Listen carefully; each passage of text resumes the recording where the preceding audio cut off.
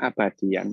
Immortality, itu ya, immortality. Nah, kalau kita berbicara tentang immortality, ya kita immortality itu kan obsesinya manusia dari dulu, gitu ya.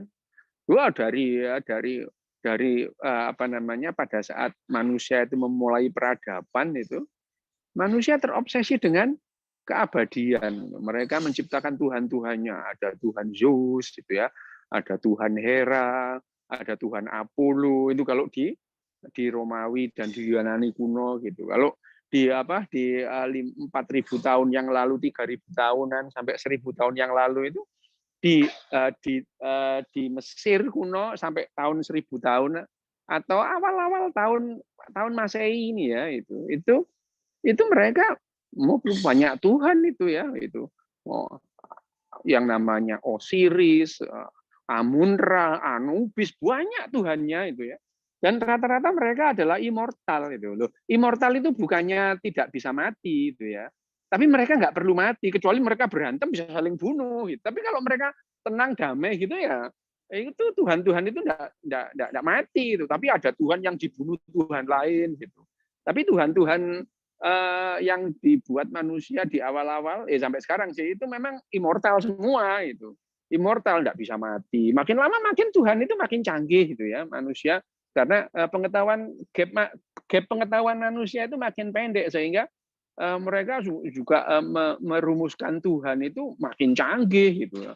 Makin canggih. Nah, kalau yang namanya agenda pertama keabadian ini, bagaimana kita itu kok bisa agenda pertama kita adalah keabadian? Iya, sekarang kalau kita bandingkan ya, usia harapan hidup manusia dari waktu ke waktu itu, kalau kita melihat pada tahun 1700 itu, abad ke-18, awal abad ke-18, rata-rata manusia itu meninggal sebelum umur 40 tahun. Sebelum nggak ada itu. Kalau misalkan ada, dulu orang-orang itu dulu panjang umur itu hanya didongeng. Tidak ada fakta arkeologis bahwa manusia itu dulu usianya panjang. Enggak, manusia usianya pendek itu. Ya, kenapa? Lah, cantengan aja mati kok ya itu. Cantengan itu mati itu. Wow, bahaya cantengan itu. Ada orang yang terkenal mati karena cantengan, namanya Jack Daniel gitu ya. Itu yang mempunyai pabrik bir itu ya. Saking jengkelnya dia nendang kotak bir, debuak gitu ya, kemudian kakinya luka, cantengan, mati karena sepsis itu ya. Tuh, banyak orang yang mati. Charles Darwin, 3 anaknya itu mati muda semua. Charles Darwin itu ya. Charles Darwin itu ya cuman dia paham bahwa ini adalah karena konsekuensi alam itu. Cuman orang-orang yang lain aja bilang Charles Darwin dikutuk oleh Tuhan gitu. Padahal selain Charles Darwin ya banyak yang anaknya mati kayak dia, tapi nggak masuk hitungan. Jadi orang itu memandang itu ya karena Charles Darwin dianggap apa namanya itu melecehkan keyakinan manusia gitu. Terus kemudian pada saat 3 anaknya itu mati muda itu dibilang itu kutukan Tuhan. Tidak tahu Tuhan yang mana. Apa itu Tuhannya orang Yunani kuno atau Tuhannya orang Mesir kuno yang suka ngutuk-ngutuk itu ya, tidak tahu. Nah, kalau kita melihat bahwa makin lama usaha manusia tanpa disadari gitu ya, penemuan obat-obatan, cara hidup yang sehat gitu ya, ternyata itu meregang itu, mengulur rentang hidup manusia gitu ya. Rentang hidup manusia itu diulur gitu. Itu yang terjadi. Sehingga sekarang usia harapan hidup manusia pada 71 tahun itu.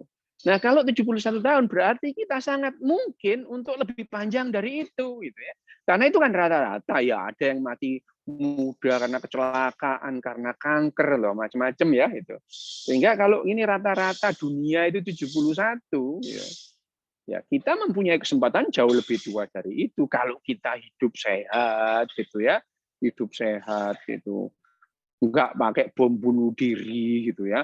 Terus kemudian kalau di jalan ya mentaati rambu-rambu lalu lintas. Hati-hatilah gitu ya. Nah, makin lama makin panjang. Kalau kita ditanya dengan kondisi biologi kita seperti sekarang ini, usia optimal manusia berapa sih? Kira-kira 120 sampai 125 tahun. Kalau manusia itu hidup sehat, nggak pernah sakit, gitu ya, atau sakitnya minimal dipertahankan itu, manusia itu rentang hidupnya antara 120 sampai 125. Gitu. Kenapa? Karena sel tubuh kita itu, sel kita itu disiapkan untuk membelah sampai 50 kali.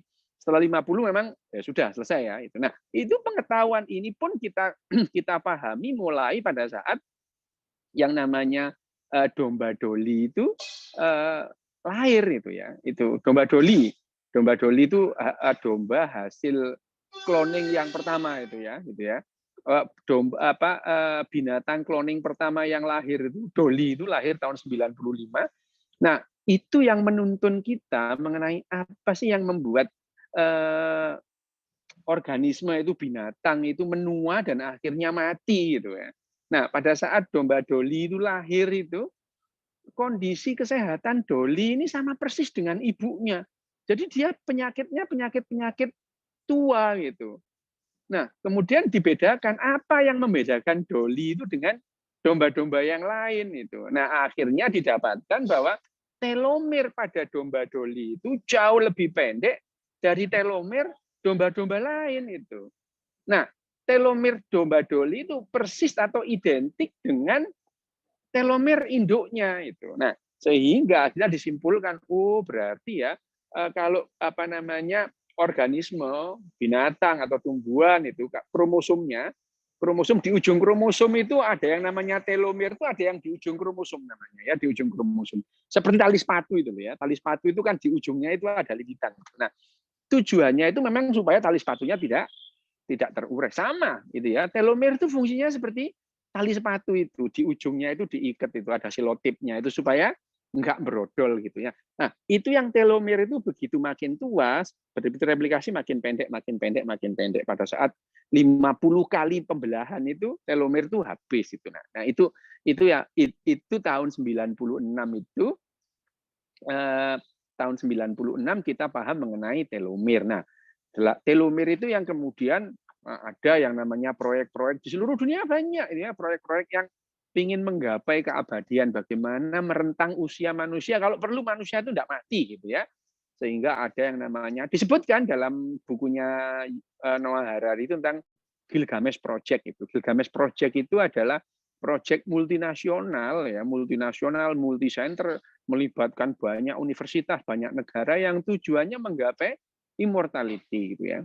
Bahkan tahun 2011 itu pernah masuk majalah Gatra itu bahwa tahun 2040 manusia itu tidak harus mati gitu ya. Jadi artinya teknologi untuk membuat manusia itu tidak perlu mati itu bisa siap dipakai semua orang itu pada tahun 2040 gitu ya. Ya, berharap aja kalian sampai 2040 masih hidup, jadi kemudian nggak perlu mati. Tapi kalau itu maksudnya immortal itu nggak perlu mati. Kalau mau mati ya bisa aja, itu silakan pilihan itu. Jadi kalau nanti tahun 2040 itu mati itu adalah pilihan. Pengen mati ya mati aja. Tapi kalau pengen panjang umurnya dan nggak mati ya bisa juga. Artinya teknologi memungkinkan untuk itu. Nah, ini yang disebut Harari sebagai agenda pertama manusia ini ya, agenda pertama.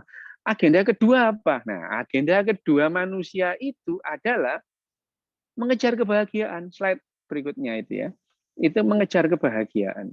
Iya, kebahagiaan. Sekarang ini kita itu mengejar kebahagiaan